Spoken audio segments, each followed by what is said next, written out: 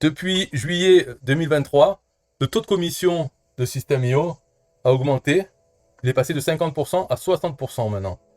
Donc de 50 à 60, c'est une augmentation de 20%. 20% de plus de commission sur tous les plans. Et avant, au tout début, ça avait commencé, c'était 40%. Et ce qui est déjà bien pour un produit qui a des commissions récurrentes. C'est tous les mois ou tous les ans, selon les plans.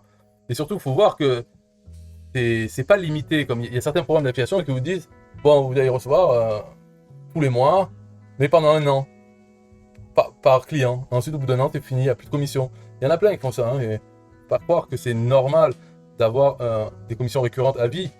Dire, oui, ça serait normal, mais il y en a pas mal qui font autrement maintenant. Hein, ils prennent leurs aises. Donc cela, c'est à boycotter, mais il faut le savoir. Il faut bien lire. Oui, on touche mensuellement, mais que pendant 12 mois, par exemple. Alors eux, ils peuvent aller se faire foutre. Alors, System.io, ce qui est bien, c'est que le logiciel lui-même est en constante progression, donc il s'améliore. Il ne va pas de pire en pire, il n'est pas à l'abandon du tout. Et donc il a une bonne progression. Et là, le taux qui est à 60%, franchement, on pourrait considérer que c'est carrément, c'est comme si nous, on avait créé ce business. Parce qu'il faut imaginer, là, les gens, quand ils payent 100 € pour quelque chose, ça a un coût pour nous. Il y a bien sûr les impôts, les trucs comme ça, mais il y a aussi les charges. On doit payer les développeurs, les serveurs, le support. Les gens qui travaillent au support, il faut bien les payer. Et tout ça, ça représente combien? Est-ce qu'on peut dire que ça représente 40%?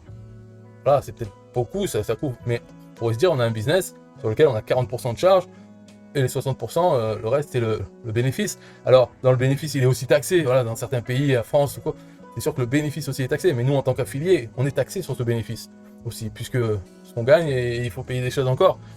Alors, ça pourrait être un business. Il y a des business où leur marge, finalement, ce qui ressort, c'est 20%, 30% après avoir tout payé. Donc là, on a déjà 60, et après on paye notre truc, il nous reste combien sur 60? On pourrait se considérer comme ça, mais ces charges, c'est sans les problèmes. On n'a pas à gérer vraiment les gens qui travaillent au support, on n'a pas à gérer les serveurs, les problèmes d'attaque ou autre.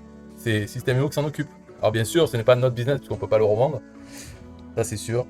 Mais pour un produit en affiliation, c'est quand même pas mal. Là, ça devient 60%, c'est un bon taux. Excellent, surtout sur un produit commission récurrente comme ça. Alors là, voilà le tableau. Donc, si vous voulez les liens de chaque plan mensuel et annuel, vous pouvez demander dans la description de cette vidéo, dans les commentaires, ou si vous me contactez, si vous avez mon contact. Donc, il y a tous les liens. Il faut voir que dans le côté annuel, pour le plan startup, il y a deux. C'est un à moins 40%, l'autre à moins 30%.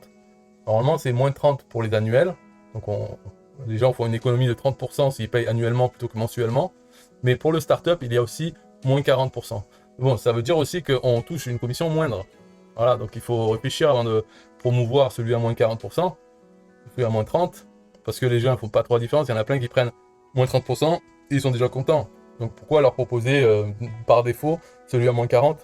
Ça nous fait une différence de commission.